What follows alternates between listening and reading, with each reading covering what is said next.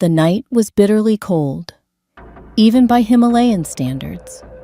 The team of 6 climbers had huddled in their tents, the walls rattling from the howling winds.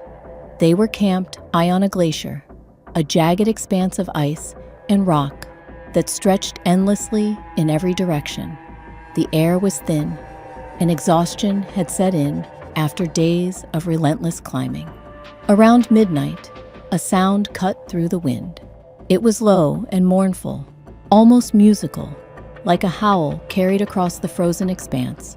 At first, they dismissed it as the wind playing tricks. But then it came again, louder this time, with a resonance that seemed to shake the very ground beneath them.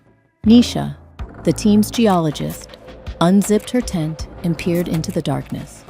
"Did you hear that?" she whispered, her breath fogging the air. The others emerged one by one, their headlamps cutting through the swirling snow. The howl sounded again, closer now, sending shivers down their spines. It wasn't a wolf or any animal they could name. It was deeper, layered, almost as if multiple voices were crying out in unison. "It's just the wind," their leader, Vikram, insisted, though his voice wavered. "Let's get back inside. We've got a tough climb tomorrow." Reluctantly, they retreated to their tents, but sleep didn't come easily. The howls continued, each one closer than the last, until they seemed to emanate from all around the camp. By dawn, the sounds had stopped, leaving an eerie silence. The climbers emerged to find their camp surrounded by strange patterns in the snow.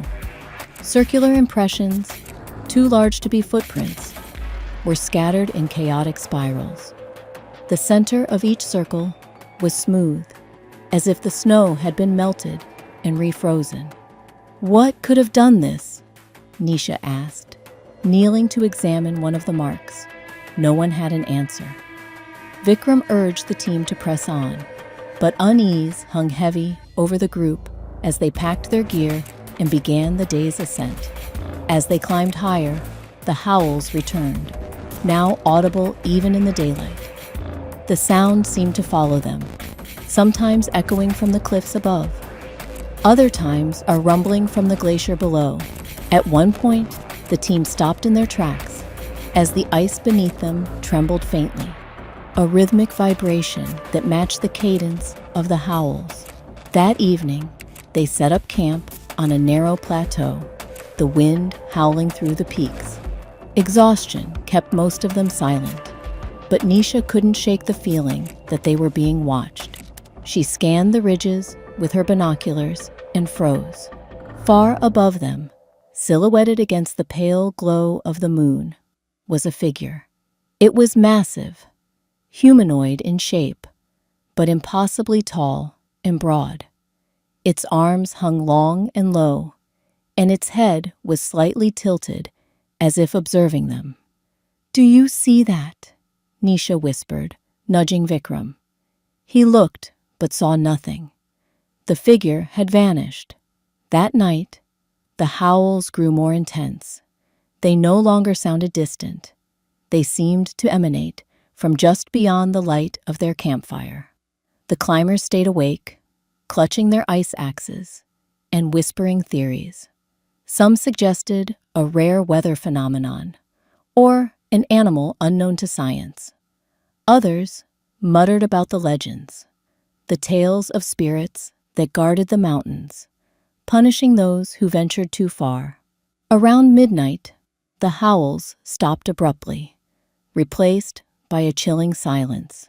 Then, one by one, the firewood logs began to splinter, as if crushed by an invisible force. The team decided to leave at first light. But as dawn approached, they discovered one of their teammates, Anil, was missing. His tent was undisturbed, his belongings untouched, but there were no tracks leading away. The only clue was a faint, frozen imprint in the snow near his tent. An enormous handprint, its fingers spread wide, each nearly the length of a human arm. Panic set in, and they descended as quickly as they could. The howls followed them all the way down, growing fainter the lower they went, as if the mountains themselves were exhaling in relief. When they reached the nearest village, the locals listened gravely to their story. "You heard the guardian's song," one elder said. "It only sings for those who trespass where they shouldn't." The team abandoned their expedition, but the mountain seemed to linger in their minds. Months later, Nisha awoke one night to find frost forming on her bedroom window despite the summer heat.